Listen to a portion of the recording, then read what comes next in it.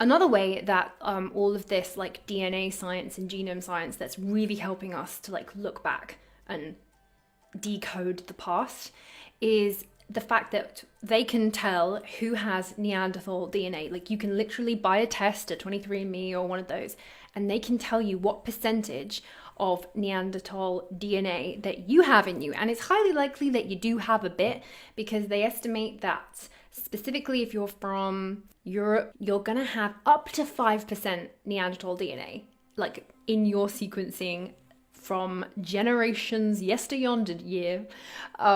Your great granddaddy was probably a Neanderthal. And the interesting thing about that is that the DNA that they have given you, it shows up and it does some awesome things in modern humans today. For example, immune response. Some of your immune responses, you could have the way your body reacts to illnesses and viruses and how quickly or not quickly can depend on how much Neanderthal DNA you have. Pain receptors. Apparently, you are slightly more sensitive to pain the more Neanderthal DNA you have, which can seem like a bad thing. You're like, I don't want to feel pain. But back in the Neanderthal day, having a high pain receptor was a really good survival tool. Because if you stepped on something in the wild, or if something bit you, or if you were injured or in danger in any way, shape or form, it's normally to do with pain. So you needed to know quicker. The quicker that you could realize that you had stepped on a poisonous thorn, the quicker you could sort yourself out. So these kind of like archaic survival instincts are turning up today. And unfortunately, when you stub your toe, it's going to hurt you a little bit more. There is a rising theory that the Neanderthals had a more of a neurodivergent pathway, which leans more to the sort of autism and the Asperger's side of neurological thinking, which kind of makes sense. So if the Neanderthals were groups of people that stayed in very small groups, whereas Homo sapiens tended to have like larger clubs, larger families, larger like villages of people, Neanderthals were more highly intelligent, critical thinkers. They were able to make some amazing tools. They were one of the first hominins to bury their dead. One study was saying they think that Neanderthals showed humans like how to bury their dead.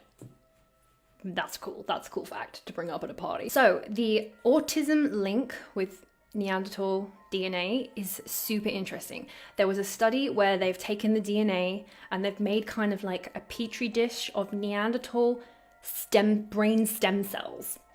I don't even know. It sounds like something out of a sci-fi movie. I'm gonna link it below so you can do your research on it, because I might not relay this in the most scientifically correct way. But what I gathered from it was that in this dish, they are making the literal cells of Neanderthals, and they're seeing how they react to this and that. What this study said was that they were more closely aligned with the studies of children with autism. It was just very close.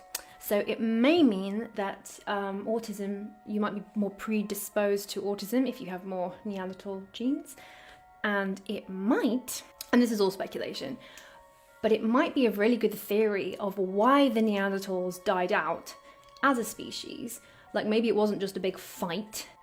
So the theory is emerging that Neanderthals with their neurodivergent autistic brains, it made them quite elite in terms of critical thinking and other skills. However, where Homo sapiens might have had sort of a one-upmanship on Neanderthals was they were way more social creatures and they could read way more social cues. And essentially, you could gossip. And if you can gossip and lie and kind of create that whole fabrication, then you can create an environment where you're like, hey guys, we're all gonna get together and we're gonna go and kill that band of Neanderthals at 7 p.m. Meet here sharp. Bring your tools. That could be a very important factor into why the Neanderthals didn't survive down the line and Homo sapiens did, because we were just slightly more skilled at like ganging up on everyone.